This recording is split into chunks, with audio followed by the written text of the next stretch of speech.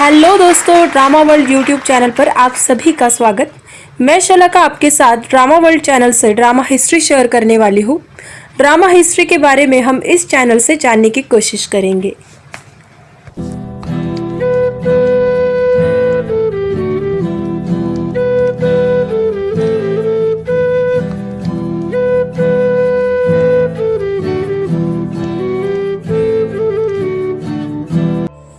दोस्तों, तो कल हमने जाना हिंदी नाटक की शुरुआत। आज का हमारा टॉपिक है संस्कृत नाट्यशास्त्र। भरत मुनि जी ने नाट्यशास्त्र नामक ग्रंथ लिखा था। नाट्यशास्त्र भारत का सबसे प्राचीन ग्रंथ है। भरत मुनि जी बड़े ही प्रभावशाली व्यक्ति थे। इनका समय काल विवादास्पद है। भरत मुनि जी का समय 400 ईसा पूर्व से 100 ईस्वी सन के बीच माना जाता है। भरत मुनि जी का नाट्यशास्त्र ग्रंथ भारतीय नाट्य और काव्य शास्त्र का आदि ग्रंथ है। इसमें नाट्यशास्त्र, संगीत शास्त्र, छंद शास्त्र, अलंकार, रसभाव आदि का सांगोपांग किया गया है। नाट्यशास्त्र में 36 अध्याय लिखे गए हैं और 6000 से अधिक श्लोक भी पाए गए हैं। नाट्यशास्त्र अर्ध ऐतिहासिक कथाएं और अधिकतर पौराणिक कथाओं पर आधारित है, ऐसा विद्वानों का कहना है। भरत मुनि जी ने नाट्यशास्त्र ग्रंथ में रस भाव के अध्याय में 8 रसों के बारे में लिखा है। आगे चलकर इसमें आने वाले समय में और भी रस जुड़े गए, लेकिन भरत मुनि जी के नाट्यशास्त्र में 8 ही रस लिखे गए थे।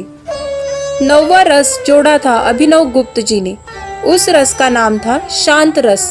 भरत मुनि जी ने जो 8 रस बताए थे उसके बारे में जानते हैं। श्रृंगार रस, हास्य रस, करुण रस, रौद्र रस, वीर रस, भयानक रस, बीभत्स रस, अद्भुत रस।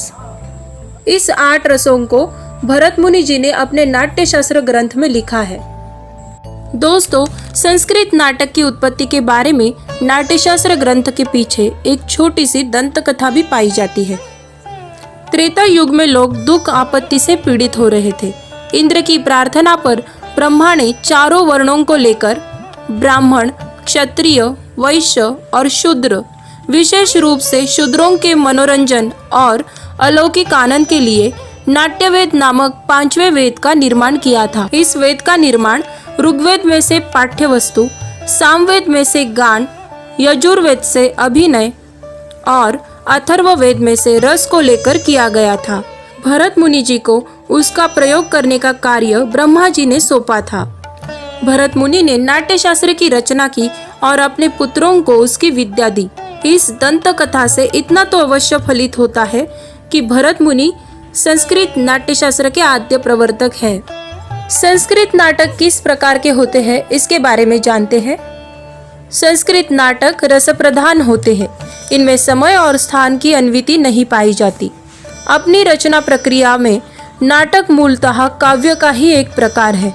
संस्कृत में हमेशा अच्छे नाट्य प्रयोग पर ही बल दिया गया है। संस्कृत नाटक लोक व्यवहार, मानव स्वभाव का ही एक प्रमाण मानते हुए संस्कृत नाटक परिष्कृत बुद्धि, समृद्ध कल्पना और कलात्मक का प्रयोग करता है। संस्कृत के कुछ प्रमुख नाटककार और उनके नाटक: कालिदास अभिज्ञान शाकुंतलम, विक्रमोर्वशीय मालविका अग्निमित्रम, भास स्वप्न वासवदत्तम, यज्ञफल, प्रतिमा नाटक, उरुभंग, भवभूति, उत्तर रामचरितम, शूद्रक, मृच्छकटिकम, राजशेखर, कर्पूर मंजरी, हर्षवर्धन, नागानंद, प्रियदर्शिका, भट्टनारायण, वेणी संहार। दोस्तों, तो आज हमने जाना संस्कृत नाट्यशास्त्र। नाट्यशास्त्र इस ग्रंथ को नाटक कलाकार और शास्त्रीय नर्तक कलाओं का विश्वकोश मानते हुए आज भी बहुत सम्मान देते हैं। तो ये थी आज की इन्फॉर्मेशन। आज की इन्फॉर्मेशन आपको कैसे लगी ये कमेंट बॉक्स में ज़रूर बताइए। और अगर वीडियो आपको पसंद आई हो तो लाइक करना मत भूलिए। अगर आप ड्रामा हिस्ट्री के बारे में और जानना चाहते हो तो हमारे चैनल को सब्सक्राइब करना मत भूलिए, ताकि मैं जब भी कोई इन्फॉर्मेशन वीडियो शेयर करूं तो आपको तुरंत पता चले।